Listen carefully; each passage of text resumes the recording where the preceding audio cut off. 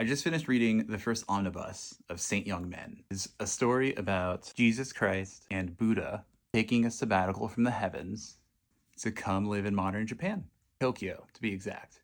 They are roommates, they are good friends, they're very kind to each other. They do things like go to theme parks, visit temples, celebrate Christmas. It's a slice of life manga, so they don't do much other than exist. I think one chapter is about them taking a run. Another, they're at a sauna, just relaxing. Personally speaking, I don't like slice of life comics, slice of life stories, and slice of life manga, I should say. I'm not a fan of this stuff. It doesn't really feel like there's friction, there's no conflict. And if there is conflict, it's way too easy. I just think it's like popcorn. This book contains 15 chapters. Each chapter is its own contained little story. The setup of every chapter is almost the same.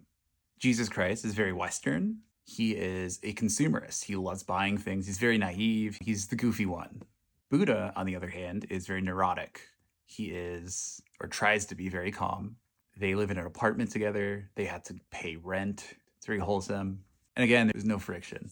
Nakamura does this really cool thing where she develops her own characters out of Jesus and Buddha. They're not really true to their respective religions' vision, but they are true to their philosophies, which is an interesting take, I think. My problem with the first volume is that there's 15 chapters here. Every story is different, sure, but it kind of relies on the same punch. I actually don't think it really got its rhythm or figured out what it was doing until chapter 7 or 8. This actually started publishing in Japan in 2006, and it wasn't translated in America until 2019. So in a way, this is a time capsule. There's references to Lost, the Nintendo DS, Nintendogs, but there's also a lot of references to Japanese culture, things I don't really understand, which is why it's so helpful that at the end of every chapter, there are translation notes. So a typical chapter is, I don't know, 9 to 15 pages. And then at the very end of that is a translation note page or two. I was reading this like a book. I was reading it straight through.